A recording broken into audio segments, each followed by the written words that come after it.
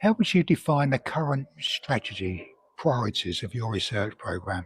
Well, that's a good question. I think we're trying to understand what types of ITP there are. So for each individual person, are there types of disease? Does one person have a T-cell mediated disease, one person a B-cell?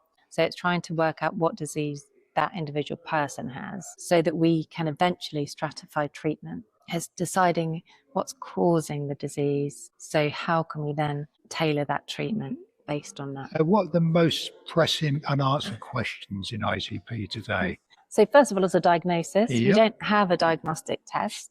The antibody testing doesn't work well enough. That would be so welcome, wouldn't it? No, it really would. And actually, that's one of the areas we haven't yet focused on, but I think is a really unmet need. What is the antiplatelet antibody part to ITP? And then what type of disease someone has. So at the moment, people cycle through multiple different treatments, one after another. We don't know what they should have. And then also fatigue. So many patients describe brain fog or fatigue, and that's not managed by a lot of the treatments that we have. Okay, right. Next question.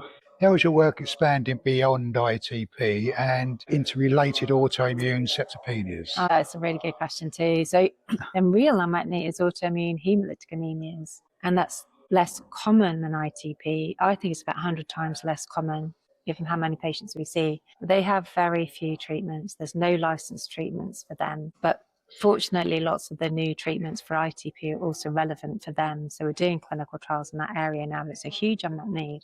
What are the key immune mechanisms driving ITP? So what we think, there's certainly some people have an antibody-mediated disease. So autoantibodies against platelets, target platelets for destruction in the spleen or in the bone marrow. We also think there's a T-cell part to diseases. So it's one of the big parts of the research that Amna Malik in my lab has done, has shown expanded T-cell clones that we think destroy platelets.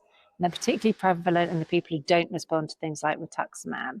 Whether there are other possible parts of the immune system, natural killer cells, and perhaps regulatory cells that are also dysfunctional or problematic.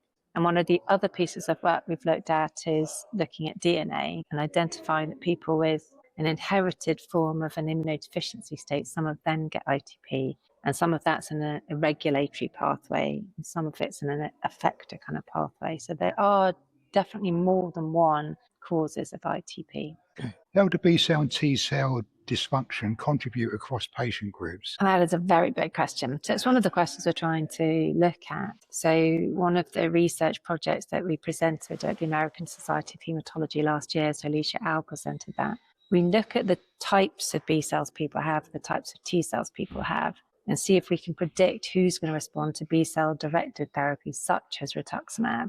And this is going to be even more important when CAR T cells come through cellular therapy because they're directed against B cells. But there's still some people who are refractory to everything that we give them. And for those patients, we think the T cells may be causing disease structure. And we don't have proper T cell directed treatments yet.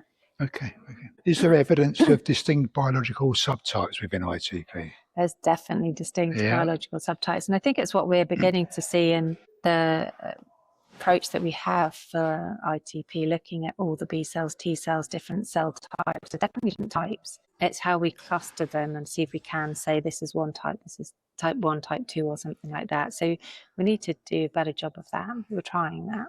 Good stuff. And how is genetic research shaping understanding of disease, onset and progression? For ITP? Yeah. So I think the first piece of work we've done in genetics is showing that some people don't have ITP.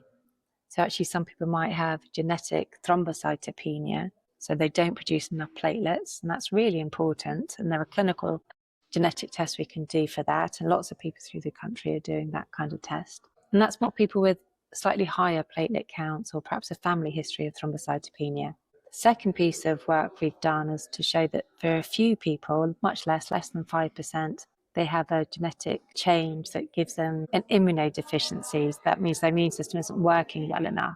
So again, that's small numbers. And then the third part that we need to now explore is to see whether minor changes in different pathways contribute to disease. So we need to do a lot more work to understand the genetic kind of predisposition for it. Okay. What progress has been made in identifying reliable biomarkers?